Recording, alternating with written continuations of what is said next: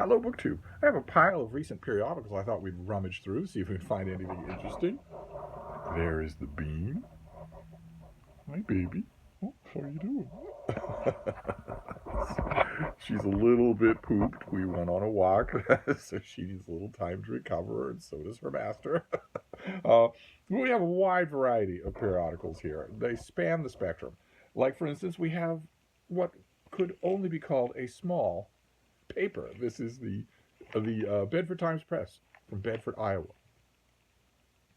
There are trucks on the cover. There are local utes on the cover, but there's also inside every issue of the Bedford Times Press, there is the good old-fashioned newspaper book column by yours truly. My ex libris column runs in the paper every week.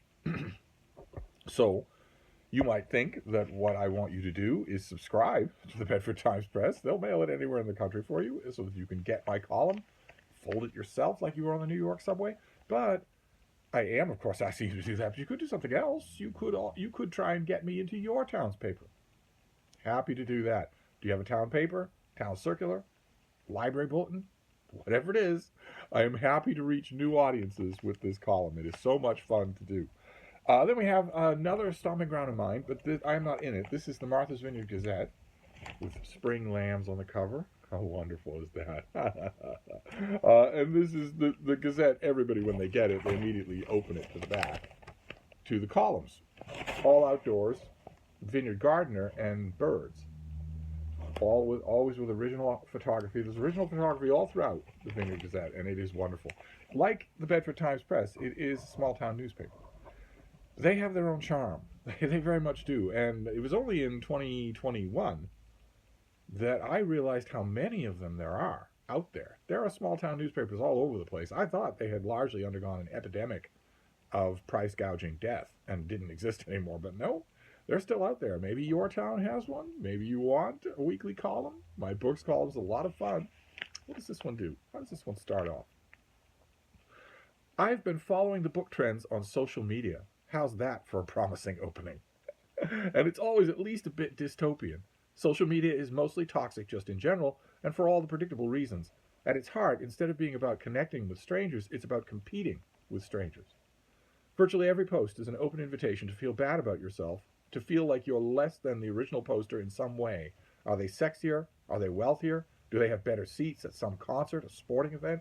Is their dog cuter than yours? And then in parentheses I write, not a problem in my case, since I have the cutest dog in the world.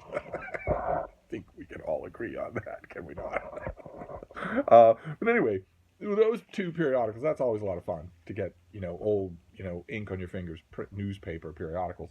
I also got Analog, the new issue of Analog, which has,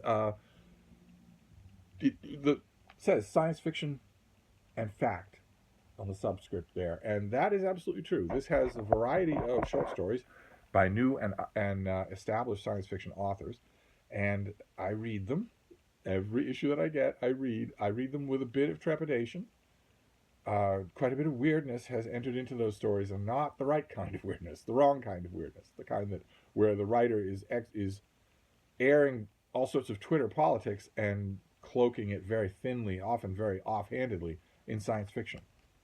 I have no interest in that. I have no interest in reading that. I'm not going to review this, so it's purely my own pleasure that I'm doing it. But every issue also has lots of stuff about facts, science fact. And this issue is no exception. There's an article in here on quantum entanglement, the phenomenon of quantum entanglement, that really made me wish that it were longer. Those of you who maybe aren't up on your subatomic particles, if you have two particles in the quantum world, if you have two particles and they have the same orientation, whatever it is, so they have the same orientation, they're part of the same wave field, the same wave function. You have those two particles. If you change the orientation on one of them, the orientation on the other one is changed as well. Okay, so far, so good. But it's now abundantly clear from tons and tons, there's so much quantum experimentation that goes on. You will live to see quantum computing everywhere. that will make the computers that we use now look like stone knives and bear skins. That's absolutely true, and so far so good.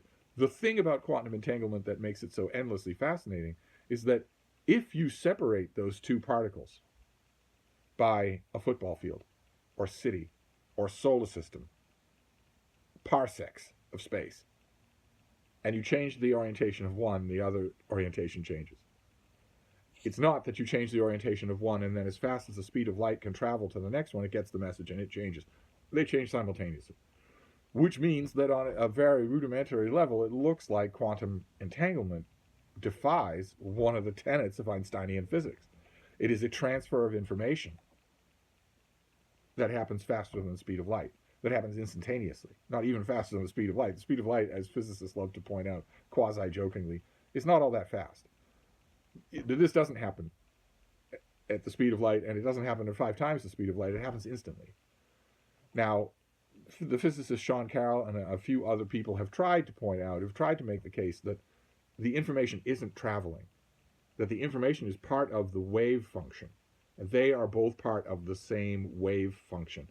But the change is still happening. That just, I think, puts off the question one step further. Right? Well, then how does a wave function work to transfer? How does a wave function work? What connects these things? What are the actual mechanics of what's going on?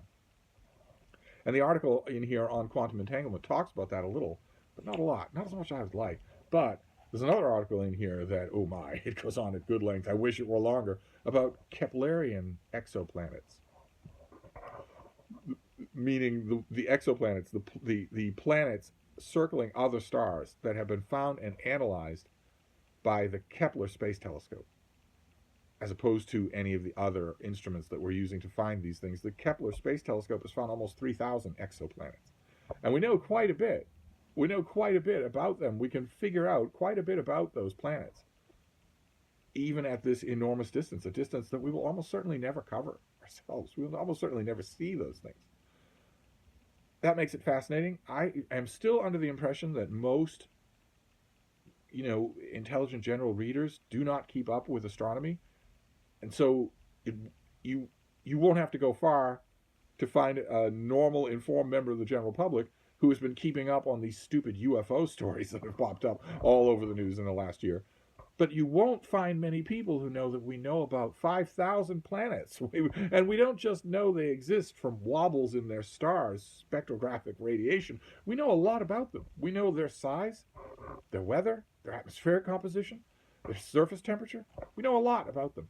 And there's an article in here that examines what we know about the Keplerians, what we know about the planets discovered by the Kepler Space Telescope. And it's a tiny thing, of course. It's a tiny sliver of a fraction. It is not a representative sample. But you can still plot all sorts of data on it. You can still see what they have in common and what they don't. And several trends pop up. And they're fascinating. For instance, in a star about in the same sequence as our star, most Keplerian systems have far fewer planets going around that star. And most of them have planets whose orbits are inside the orbit of Mercury in our own solar system. So much closer to their star. Even when the star is fairly young and robust, they're still much closer. And very few of these exoplanetary systems have Jovians, have whatever Jupiter and Saturn are, whatever these gigantic stillborn stars. These planets that simply beggar description.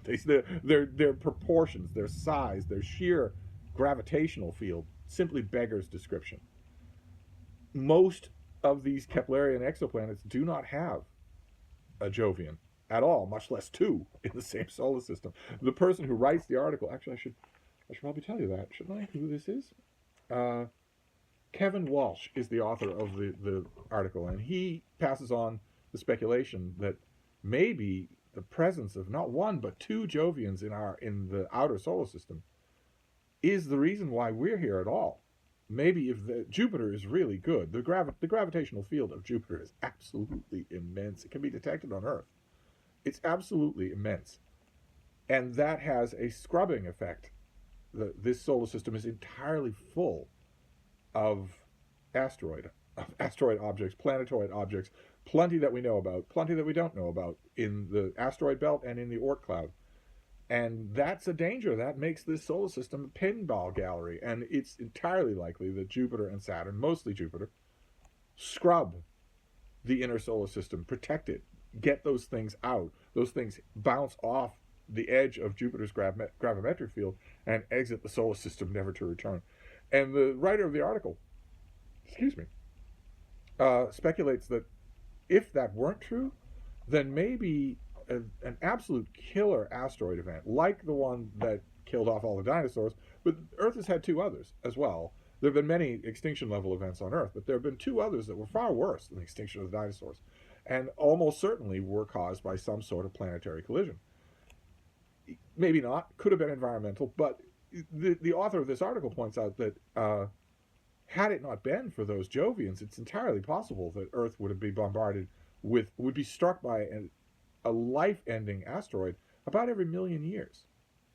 Which might sound like a long time, but if your planet is regularly being bombarded, that's just a civilization-ending impact. Without those Jovians scouring the outer solar system, I imagine that asteroid impacts of lesser kinds, but they'd still be catastrophic, would be far more common. That's fascinating. And we know this for a fact. This is not, we're not, Analog 50 years ago would have had a science fiction author just speculating about all of this. Now we know that this is true. We know that most of these Keplerian systems don't have even one Jovian. Does that mean that a lot of their smaller Earth-sized terrestrial bodies are being bombarded a lot more often, or maybe they don't have an asteroid belt? We know that a lot of those smaller terrestrial Earth-like bodies, Earth-like planets in these systems, are only smaller relatively. Almost all of them are bigger than Earth, twice the size. So Robert Silverberg gets his revenge. Madripoor gets his revenge with an extra big terrestrial world. And another commonality that a lot of these things have in common is that they seem to be super Venuses, super Mercuries. They seem to be very hot worlds. No matter how far or distant they are from their sun, let's say you use an index, maybe something like Earth's orbit from the sun, they're still boiling hot. Literally boiling, the temperature of where water boils. So that it's hard to imagine a technological civilization arising in such a place. It's hard to imagine that. But it makes you think, The artists like this always do. They make me think about the uniqueness of Earth. I have held to the opinion for a long time that the fact that Earth has an intelligent, reflective, technological species, Earth has lots of intelligent species, but it has only one, humans, that are world-straddling and intelligent, reflective, and also technological. We can build things. We can use fire to build things.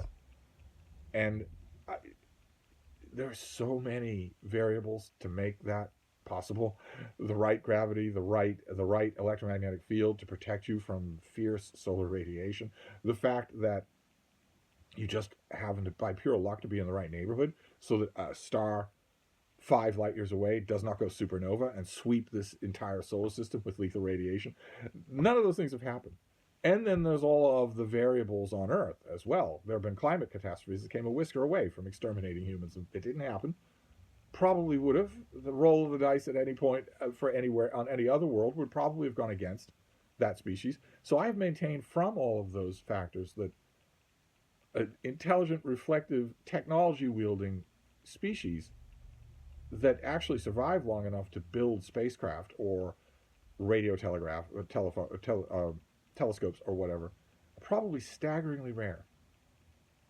I hate to say it, old science fiction fan that I am, I hate to say it, but I bet they are staggeringly rare.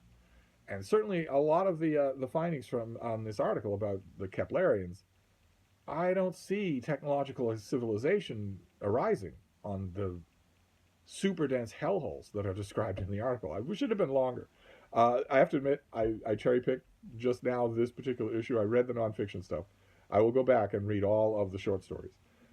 It's often, I shouldn't do that. I should go through Analog and Asimov's just straight from cover to cover. I know better because for years I did read the nonfiction first in Analog and was almost always disappointed when I read the fiction because the nonfiction was much more interesting.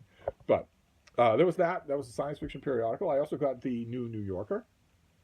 The cover shows Florida Governor Ron DeSantis getting ready to cut pages out of books, and he sees this. I'm sure that he has a mother or an aunt who subscribes to the New Yorker, and it rolls right off him.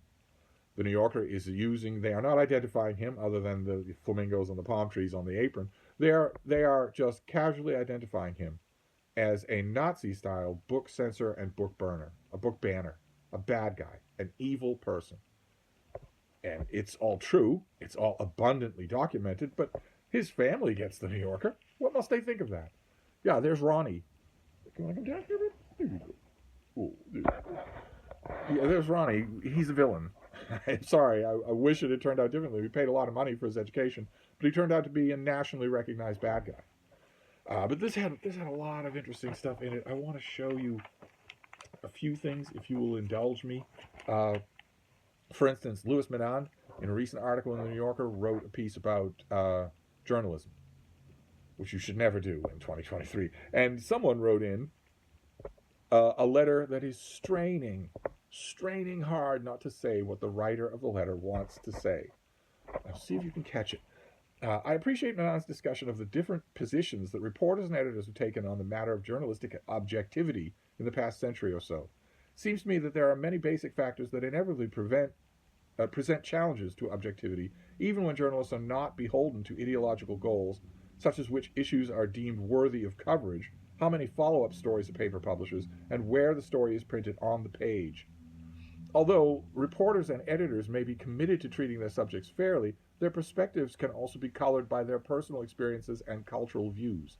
This may not prevent them from being fair, but it does suggest that journalistic objectivity is more elusive than press outlets often like to admit. And in 2023, and we all had lots of practice in 2020 and 2021 and 2022, I think you can probably tell what the writer of that letter was really, really wanting to say. The writer couldn't say it, because then the letter wouldn't get printed, and the writer wanted the letter to get printed. So the writer could not say, they're all racist. You're all racist but me. Everyone's a racist but me.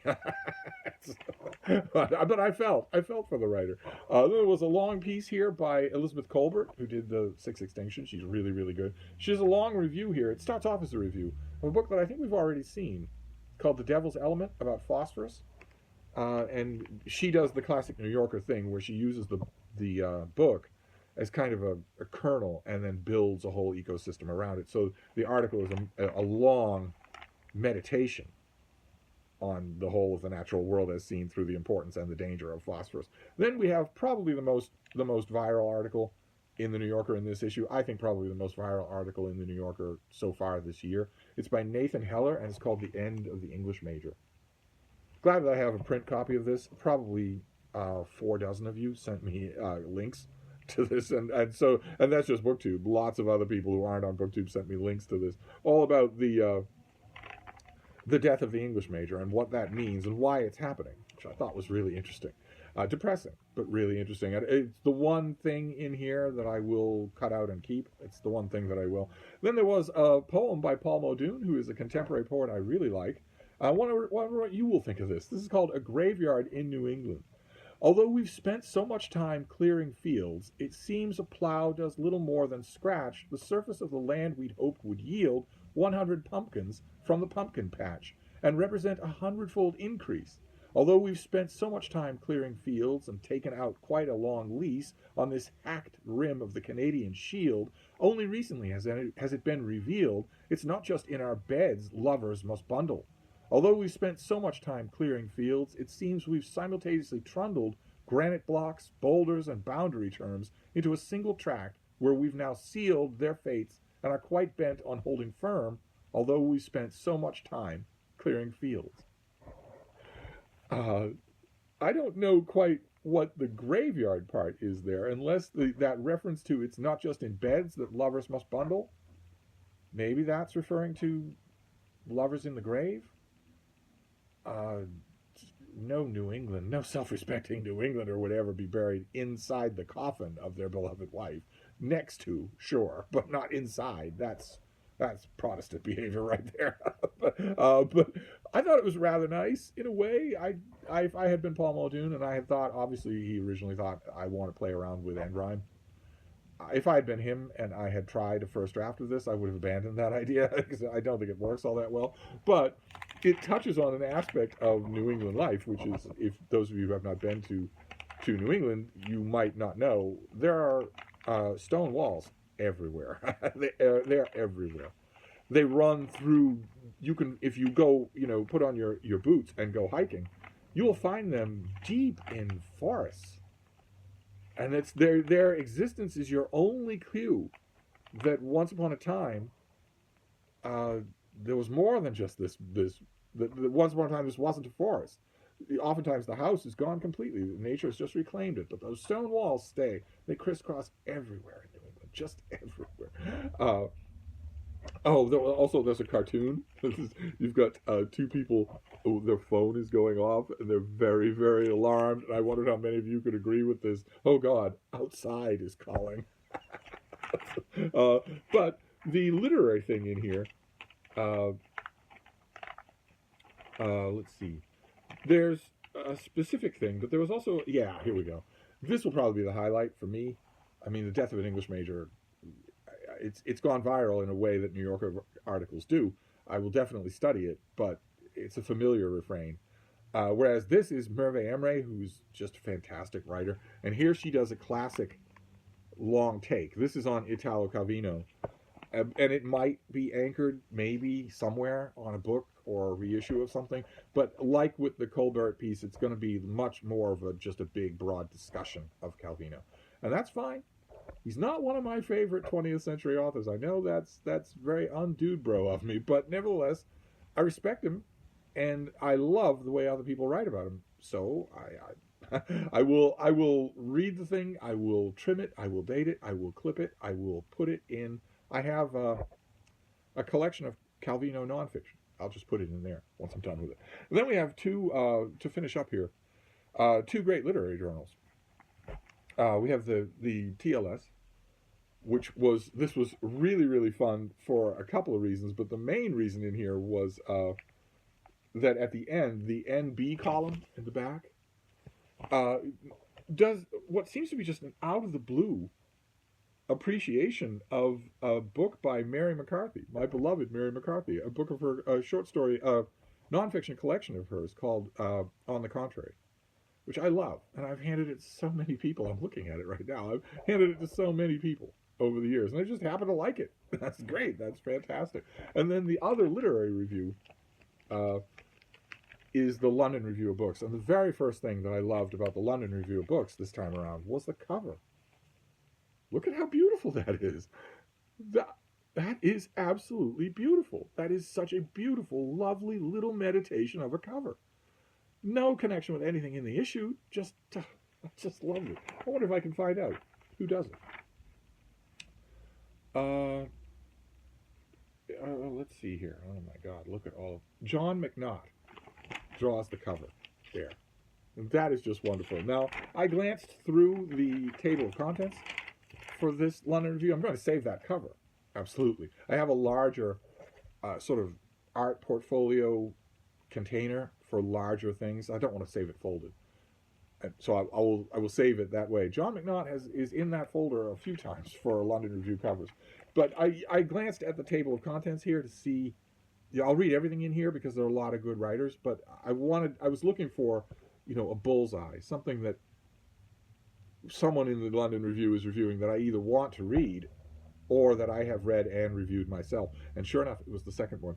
Who is it here? Matthew Beavis, who teaches English at Oxford, does a review of those two enormous green volumes that we saw on this channel last year, I think. The Complete Works of W.H. Auden.